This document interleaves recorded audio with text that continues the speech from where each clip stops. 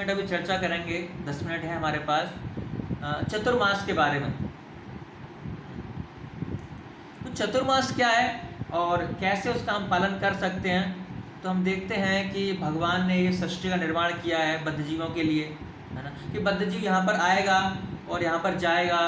भगवान ने ग्रंथ दिए हैं, विग्रह दिए हैं, सेवा के भक्त संग दिया है। तो इन सब का संग लेकर क्या है, वो सारे साधना करके भगवान की प्राप्ति कर पाएगा। तो ये सारा प्लान है भगवान का, है ना। और इसके अलावा भगवान ने कुछ विशेष दिन भी दिए हैं जिनमें भक्ति करने से ज़्यादा प्रगति होती है।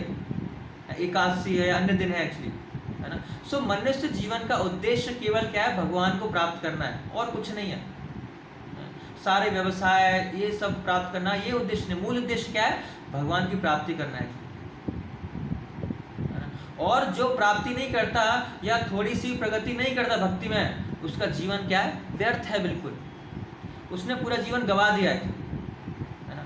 सो इसीलिए जो लोग कृष्ण भावनामृत में भक्ति में आगे उन्नति करना चाहते हैं, तो उनके लिए कुछ महत्वपूर्ण दिन होते हैं जो शास्त्रों में बताए गए हैं कि, और इन दिनों में अगर हम कुछ भी सेवा करते हैं, कुछ भी तपस्या करते हैं, तो भक्ति में क्या है, ज़्यादा लाभ होता है ना।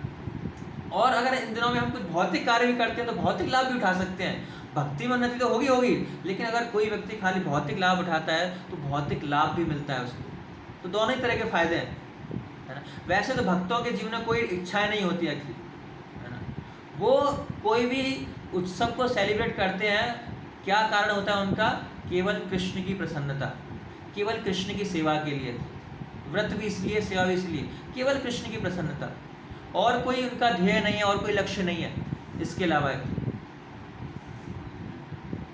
तो इसीलिए हमें इन दिनों का, इन उत्सवों का पालन करना चाहिए विधि विधानों के साथ, है ना, जिससे मनुष्य जीवन क्या है, सफल बना सकते हैं हम, है ना। और जब भक्त ऐसा करते हैं तो सबको फायदा होता है। ऐसा नहीं है खाली कुछ लोगों को फायदा, नहीं, सबको फायदा हो रहा है। जब संकीर्तन होता है, कथा होती है, तो क्या है, बरसात होती है। यज्ञ संकीर्तन होता है क्या, तो उससे बरसात होती है जो सबके लिए लाभकारी है। ऐसे कई उदाहरण हैं। एक बार प्रभुपाद जी साउथ इंडिया में गए थे, वहाँ बारिश नहीं हो रही थी, वहाँ पर संकीर्तन किया, बारिश हो गई है ना। तो जब ऐसे एकादशी, चतुर्मास या अदर अन्य एक्टिविटीज़, अदर अच्छे दिनों वाले दिन करते हैं, तो उससे हमारे जीवन में क्या है, बहुत फर्क पड़ता है, और समाज में भी उससे क्या है, लाभ मिलता है। लोग कहते हैं कुछ नहीं करते, है ना, ये इस्कॉन के भक्त क्या खाली बैठ के क्या हरे कृष्ण हरे राम जपते रहते हैं और कोई काम है ही नहीं इनके पास, है ना। लेकिन लोग नहीं जानते कि सबसे प्रैक्टिकल चीज़ क्या है, ये हरे कृष्ण मंत्र ही है, इसी सब कुछ होगा एक्चुअली, है ना। एक व्यक्ति अगर बैठ कर जब भी कर रहा है तो उससे सबका लाभ हो रहा है, उसका प्रभाव इतना है कि पूरे समाज में, पूरी सोसाइटी में उसका लाभ हो रहा है ना। ये कोई निजी स्वार्थ के लिए नहीं है, बट इससे क्या है, सबका फायदा हो रहा है। तो इसीलिए ये जो महत्वपूर्ण दिन है, अगर हम भक्ति में उन्नति करना चाहते हैं तो कुछ महत्वपूर्ण दिन हमारे लिए बहुत महत्वपूर्ण है, जिससे हम ज़्यादा उन्नति कर सकते हैं, है ना। जैसे हम देखते हैं कि दिवाली पर क्या है, जो दुकानदार हैं वो सेल लगाते हैं, buy one get one free, buy one get two free, है ना, ये इतने % डिस्काउंट। ये क्यों करते हैं, कि ज़्यादा से ज़्यादा लोगों को आकर्षित कर पाएँ। जिसने पूरे साल कुछ नहीं खरीदा है तो कम से कम अब आए और इसका लाभ उठाए।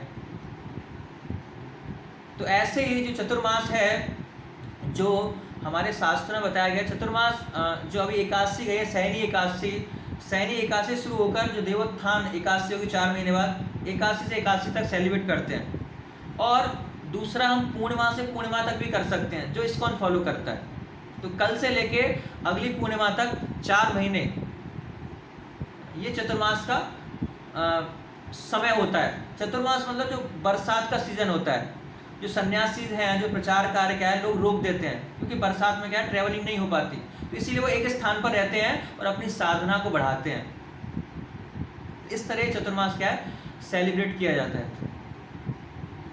तो मैं बता रहा था कि भगवान भी सेल निकालते हैं, ऑफर निकालते हैं, कि जो व्यक्ति पूरी साल भक्ति नहीं कर पाता, कोई दिक्कत नहीं है, केवल एक चतुर्मास में भक्ति करेगा तो उसे बहुत ज़्यादा लाभ मिलेगा।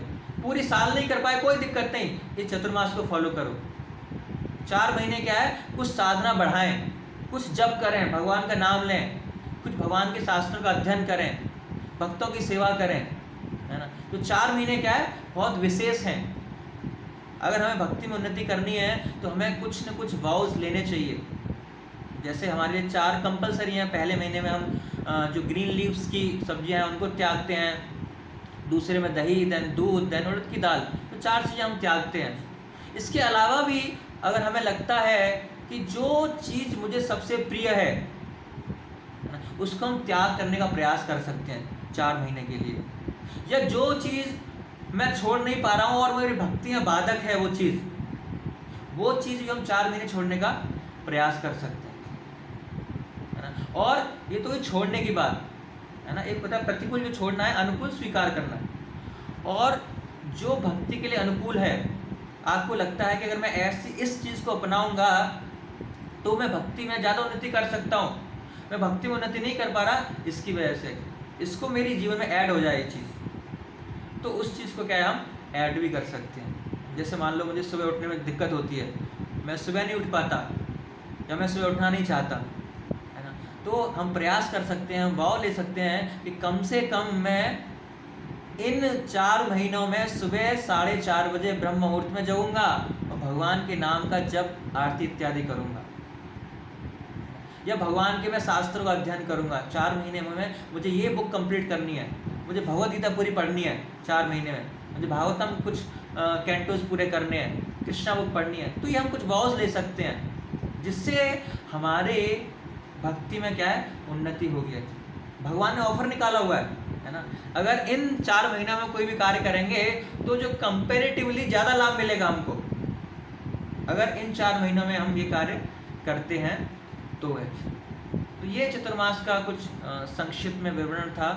तो इन चतुर्मास से हम लाभ उठा सकते हैं।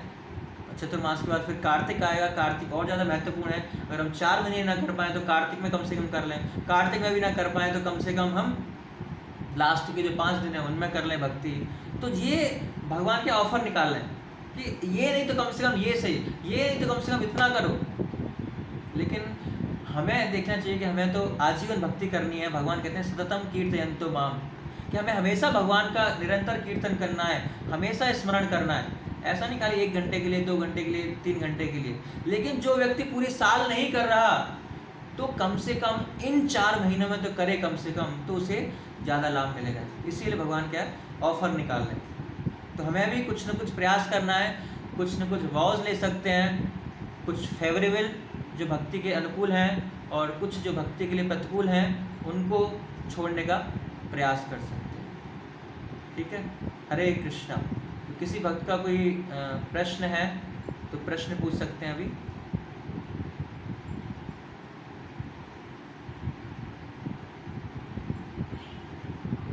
हरे कृष्णा प्रभु जी।